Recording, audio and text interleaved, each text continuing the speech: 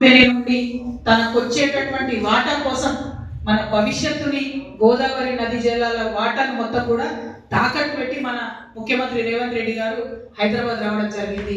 మీరు చూడండి, ఇది జరగకపోతే రేపు ఈ ప్రాజెక్టు మెగా ఇంజనీరింగ్ కి ఇవ్వకపోతే మీరు చూడండి. ఎందుకంటే దీని వెనుక జరుగుతున్నటువంటి కుట్ర అవగాహన ఉన్నటువంటి వ్యక్తిగా నేను చెప్తా ఉన్నాను. ఖచ్చితంగా రేపు ఇదే జరగబోతా ఉంది. ముఖ్యమంత్రి గారు అక్కడికి పోయింది మెగా కంపెనీ కోసం. మెగా కంపెనీలో 85,000 కోట్ల ప్రాజెక్టులో ఆయనకు వచ్చేటటువంటి వాటా కోసం పెడతాం, ఇంకో దానికి పోలేదు.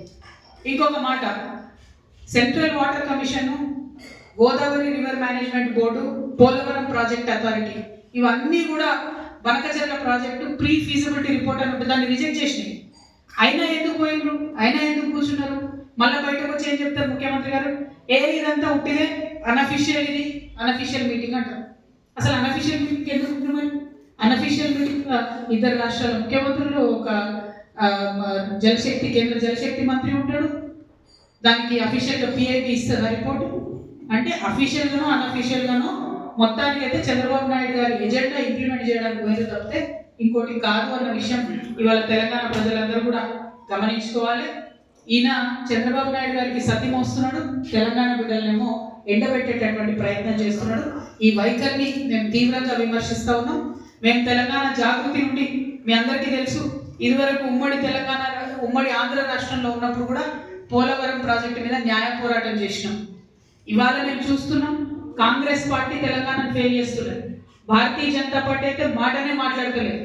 అందుకనే మాలాంటి సంస్థలు ఇప్పుడు ముందుకు రావాల్సినటువంటి అవసరం ఉన్నది. తెలంగాణ జాగృతి నుండి న్యాయ పోరాటం చేస్తాం. తప్పకుండా బనకచెర్ల ప్రాజెక్టు ఆపి తీరుతామని కూడా ఈ సందర్భంగా తెలియజేస్తా ఉన్నాం. మరి తెలంగాణకు అన్యాయం జరుగుతుంటే మేకపోతు గాంభీర్యం ప్రదర్శించి ప్రజలను మోసం చేస్తున్నటువంటి ముఖ్యమంత్రి గారు ఖచ్చితంగా నేను రిజైన్ చేయాలని చెప్పి కోరుతా ఉన్నాను. అదేవిధంగా నేను ఇంకొక డిమాండ్ కూడా చేస్తున్నాను. 21వ తారీఖు నుంచి పార్లమెంట్ ప్రారంభమవుతా ఉన్నారు. ఈ పార్లమెంట్ సమావేశాలలో ఖచ్చితంగా అఖిల పక్షాన్ని తీసుకొని ముఖ్యమంత్రి గారు ఢిల్లీకి పోవాలి. ఒకటి బీసీ బిల్లు విషయం, 2 బనకచెర్ల విషయం, 2 కూడా సాధించుకొని రావాలని చెప్పి ముఖ్యమంత్రి గారిని నేను డిమాండ్ చేస్తా ఉన్నాను. మళ్ళొక్కసారి ఆంధ్ర ప్రాంత ప్రజలు కూడా నేను రిక్వెస్ట్ చేస్తున్నాను. ఇది కాంట్రాక్టర్ల కోసం, అవినీతి కోసం కట్టేటటువంటి ప్రాజెక్టు తప్పితే ప్రజా ప్రయోజనాల కోసం కట్టే ప్రాజెక్టు కాదు.